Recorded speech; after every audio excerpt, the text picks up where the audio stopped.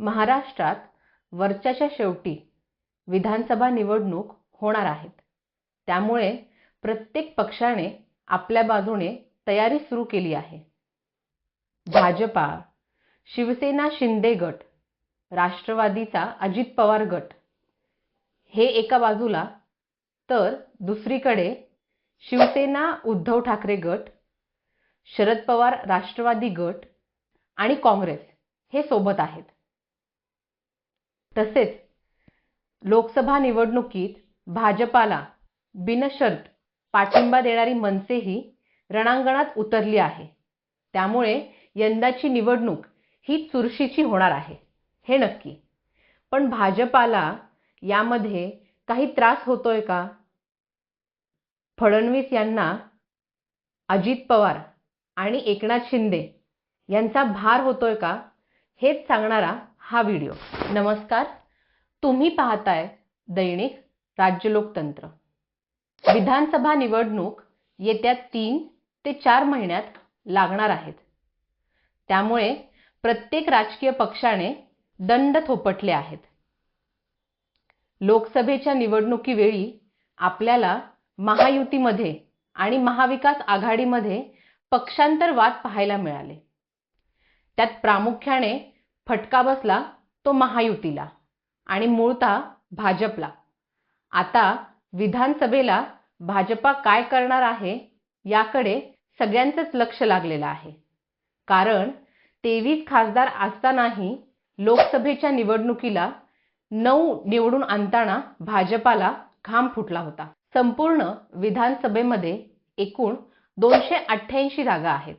त्यामधील भाजपा 150 जागा लढवण्यासाठी इच्छुक आहेत.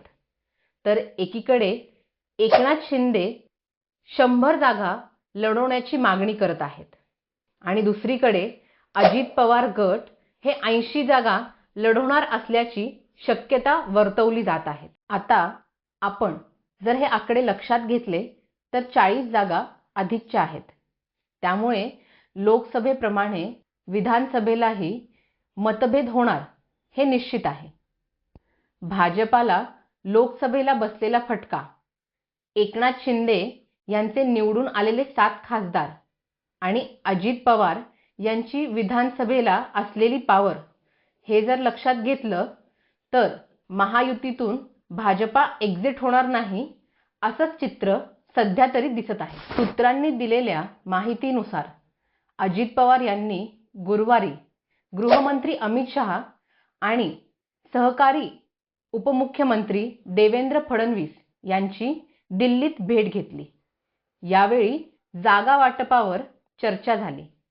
त्यामध्ये ज्युनियर पवारांवर 80 ते 90 जागेपेक्षा कमी जागांची निवडणूक लढवणार नाही असा पक्षाचा दबाव असल्याचं सांगितलं जात आहे. 2019च्या विधानसभा निवडणुकीत अविभाजित राष्ट्रवादीने 54 जागा जिंकल्या होत्या.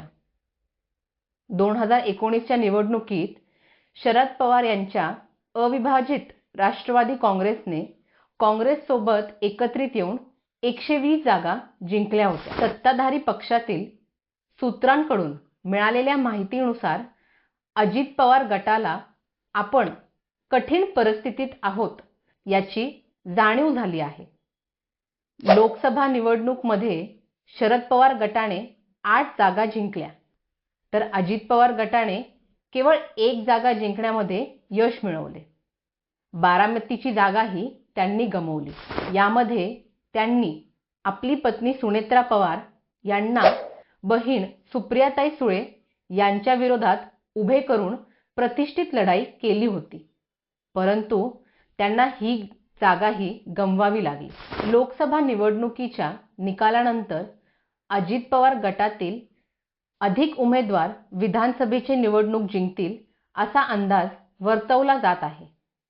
गेल्या वर्षी राष्ट्रवादीत झालेल्या फुटीनंतर अजित पवार गटातील अनेक नेते हे शरद पवार गटाच्या संपर्कात असल्याचे बोलले जात आहे.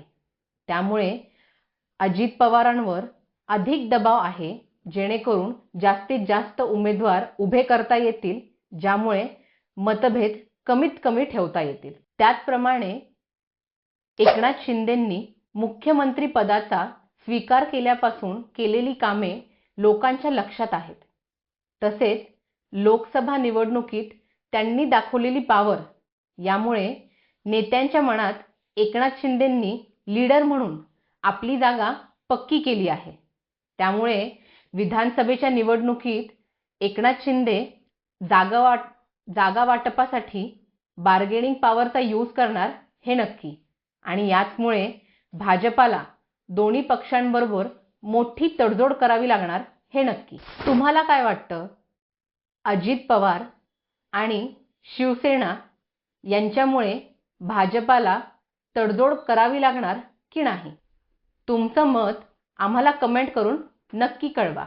आणि जर चॅनलवर नवीन असाल तर दैनिक राज्य लोकतंत्र चॅनलला सबस्क्राईब करायला विसरू नका. धन्यवाद.